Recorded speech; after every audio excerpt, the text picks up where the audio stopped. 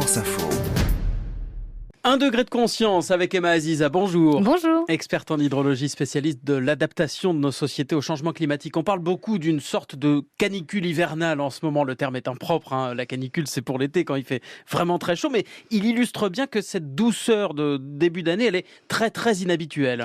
Et oui, elle est très inhabituelle. Alors on savait déjà, c'était plié d'avance, que l'année 2022 serait l'année la plus chaude jamais enregistrée dans l'histoire de France. On le savait depuis le mois de novembre, même si le mois de décembre était excessivement froid. De toutes les façons, vu les températures qu'on avait eues, on aboutirait à une moyenne qui est une moyenne qu'on n'a jamais recensée dans l'histoire de France. Maintenant, ce que l'on doit regarder aujourd'hui, c'est le fait qu'on a eu un début de mois de décembre très froid, mais d'un coup, en fait, on a eu des températures qui sont remontées massivement. Et donc, ces températures, elles génèrent une anomalie à l'échelle de la France. Et cette anomalie calculée sur la quinzaine qui s'est déroulée entre le 19 décembre et le 2 janvier, elle a été évaluée par Météo France. Et donc, elle correspond à 5,5 degrés supplémentaires. C'est-à-dire qu'en ce moment, il fait plus de 5 degrés de plus que les normales saisonnières. Sur la moyenne de ces 15 jours, on a eu 5,5 degrés. Alors, à quoi ça correspond ? Si on la décale, cette anomalie, sur un mois d'août, il faut comprendre que ça correspond approximativement à ce que l'on a connu, justement, pendant la canicule de août 2003. Oui, la grande canicule. Exactement. Ça veut dire qu'en ce moment, si on était en été, il ferait plus de 40 degrés à Paris, par exemple, en fait. Dans les 45 degrés, sans doute. Ouais. Donc, effectivement, une douceur plutôt agréable l'hiver, mais qui nous annonce quand même un été particulièrement compliqué. Seuls 2 événements ont été capables de dépasser la dizaine de jours que l'on a eu là. C'est l'événement, justement, de août 2003, mais aussi celui d'octobre 2022, c'est-à-dire que le deuxième record, c'était seulement il y a 2 mois. Emma Aziza, je voudrais qu'on remonte quand même le temps, parce qu'on entend souvent dire la chaleur, après tout, c'est normal. De temps en temps, il y a des vagues de chaleur. Est-ce que c'est réellement inhabituel, ou est-ce que dans l'histoire de France, il y a eu d'autres épisodes de chaleur inhabituelle ? Alors, en fait, l'histoire de France a toujours connu des chaleurs excessives, des périodes de sécheresse, des inondations bien plus graves que ce que l'on a pu connaître ces dernières décennies. Donc, en fait, c'est ce qu'on appelle la variabilité naturelle du climat. Et donc, on a connu même des petits âges glaciaires pendant la période du Moyen-Âge.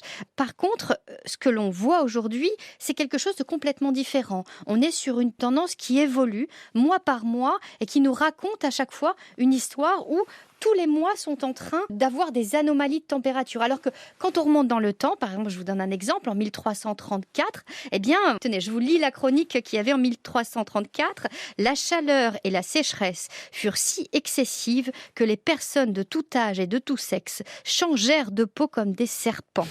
La populace, saisie comme d'une espèce de frénésie, courroie dans les rues nue jusqu'à la poitrine et armée de fouets, se déchiroie les épaules, demandant à grands cris la pluie et la fin de cette affreuse calamité. Ça, c'est ce qu'on écrit en 1334 en France ? Exactement. Et quand on remonte dans l'histoire, en réalité, on a toujours eu des épisodes extrêmes.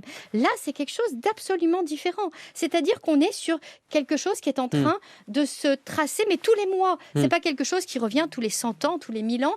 On est vraiment sur une évolution climatique à laquelle il va falloir se préparer. Oui, quelles conséquences elle a en ce moment, je ne sais pas, sur la nature, par exemple ? Sur le plan de la biodiversité, c'est assez catastrophique. Ce faux printemps est en train de réveiller les végétaux qui sont tous prêts à bourgeonner. Et donc, ça ne concerne pas seulement la France, parce que les records que l'on a battus en termes de température l'ont été dans toute l'Europe. Des records parfois même absolus qui n'avaient jamais été enregistrés dans des pays.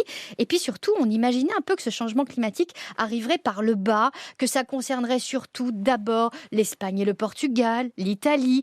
Et puis tout doucement, ça finirait par remonter en 2050 sur la France. Ce que l'on découvre, c'est que la Belgique, le Luxembourg, l'Allemagne, voire même la Suède, ont des températures qui sont absolument anormales en cette saison. Alors, qu'est-ce qu'on peut faire en France, nous, êtres humains ? Il va falloir s'adapter. Alors, s'adapter, c'est un bien grand mot, mais en réalité, il y a des actions très concrètes qu'on peut mener. Si on regarde la ville de Barcelone, qui a décidé de peindre tous ses toits en blanc, qui permet en fin de compte... Les tuiles des toits, etc. On peint les toits des bâtiments en blanc. Quand vous allez dans le sud de l'Espagne ou en Grèce, tout est blanc. C'est tout simplement parce qu'on fait face à des températures température excessive et que l'humain a su s'adapter dans ces zones-là. Et ça marche plutôt très bien. On perd à peu près 10 degrés à l'intérieur du bâtiment. Ça veut dire qu'on utilise moins de clim. Et puis surtout, derrière, ça va avoir une consommation d'énergie bien moindre, donc une facture moins importante. Donc pour un petit coup de peinture, ça peut valoir le coup. C'est ce qu'on appelle un cercle vertueux. Voilà, à partir de l'effet albédo. Donc c'est le blanc en latin, évidemment. Exactement. Merci beaucoup, Emma Aziza, experte en hydrologie, spécialiste de l'adaptation de nos sociétés au changement climatique. 1 degré de conscience, c'est tous les samedis sur France Info.